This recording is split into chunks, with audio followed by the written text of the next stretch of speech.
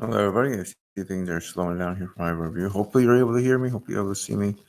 Welcome here to the Sports Talk Network. Welcome here to this review, my Riverdale review jam. Reviewing 30s here for Riverdale season number 3, episode 19.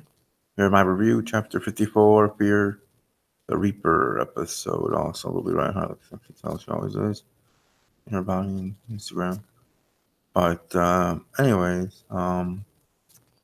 let's oh boy, this was something of an episode, and let's just get right into it. The episode not only gave us a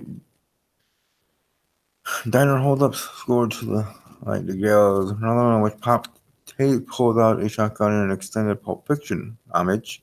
It also allowed Gladys Jones and Penny Peabody to have a fight soundtrack to Josie's cover of Amy Winehouse's Back in Black. These, the budget moments are sort of a unrestrained goofiness that I've come to expect from Riverdale.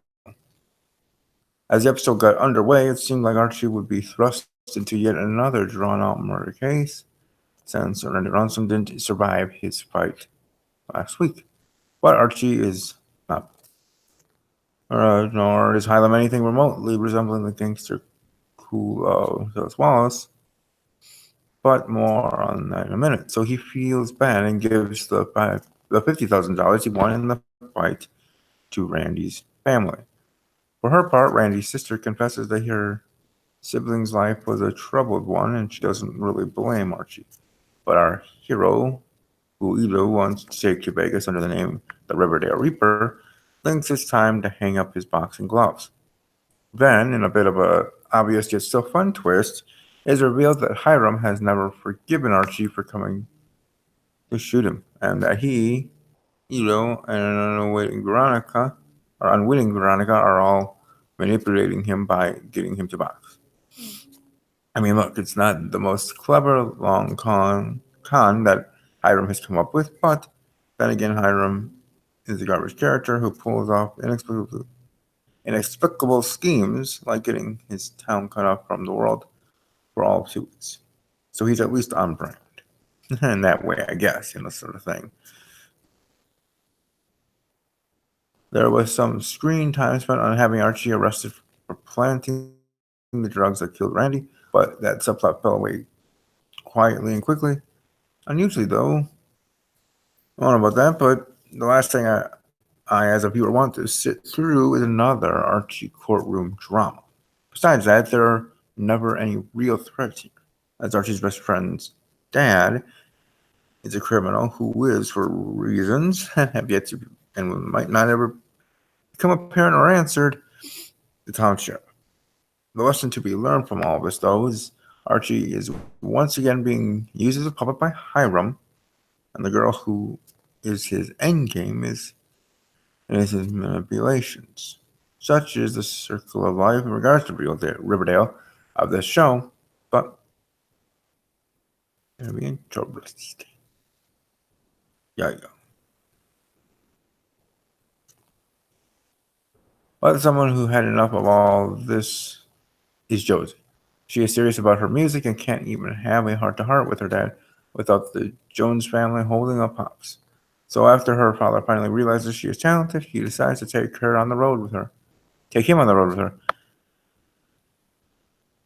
And just like that, Riverdale has one last underutilized character to worry about. After learning that Jellybean had apparently been kidnapped at the end of last week's episode, the Joneses confront Fritz.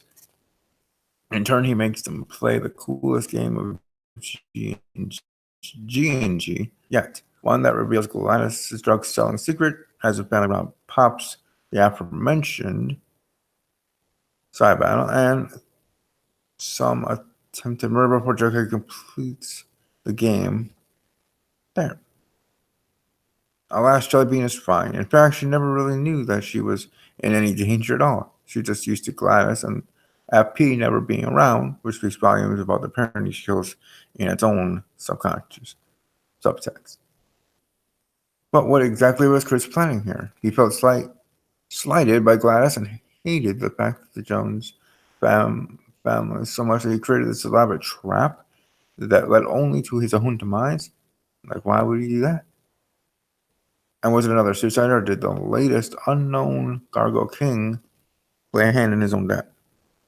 Will the Gargoyle King plot ever tie together with the farm and whatever Highland was up to? I mean, time will only tell. We just don't know yet. But here, I've saved the best for last, though, and that is a truly creepy glimpse into the farm. Betty's research uncovers the troubling truth that Evelyn has been to several different schools, posing at all of them, and setting up farm chapters there. Then a real bombshell is dropped. Evelyn, who is actually 26, and Edgar's wife, and more than offering up some commentary on how teen drama often employs actors in their 20s to portray youthful characters, this development shows the farm is its vehicle. Edgar wants to adopt Juniper and Eggwood as his own. Wyoming is big with the group. Any lingering doubts about the farm being anything but a creepy, interesting, crazy, but altogether entertaining part of this. Sure, so away there. Now, in regards to acting, I have plays the scenes where Tony portrays her beautifully. She plays us. There's a moment when it seems like she truly is exhausted with fighting the farm, and Edgar's words reminding her that everything she loves is right there. She is ready to join them. They are freaks chanting and clearing her brain, but then she remembers seeing the babies levitating and comes to her senses. This is a very dangerous place to be. Followed by Farmy, she dashes to her car to the safety of Veronica's house. But once there, she has another problem to deal with. Hal has apparently been killed in an accident in which prisoners were being transferred to Hiram's jail. Where Betty can't get a break, and she hasn't heard about Jughead robbing Pops yet. Oh, yeah, Ashley Murray is leaving Riverdale to star in a recently filmed Kitty Keen pilot for the CW. If that doesn't get brought to series, she will likely return to the show. There's no word at this point what her departure means for the former Pussycats, but we'll have to see. Veronica Lodge is not a lawyer. It was me during several scenes throughout the episode, but hey. The entire diner robbery sequence was hilarious, especially since the Joneses didn't even make a minimal effort to cover up their street clothes. What's Ricky's connection to the Gargoyle King? It's also wonderful that Pop Tate has just had it with all the crime in the diner and decides to arm himself. I mean, in that town, no one can be too prepared, ever. Despite his apparent death tonight, I don't think we've seen the last of Hal Cooper. He very likely tricked Betty into initiating the transfer so that he could cause the accident, escape, and continue the Black Hood's reign of what he sees as justice. And what group is the most unjust in Riverdale right now? Can a Black Hood or Edgar Never showdown be far off? That'd be interesting. Archie and Elo are both really dumb, so it suits their characters that neither remember that they used to be a serial killer in a town called the Riverdale Reaper.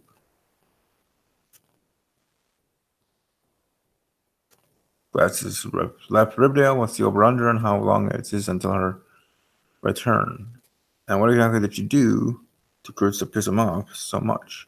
And now that Penny is back in Riverdale, will she continue to be a thorn in the Joneses' side?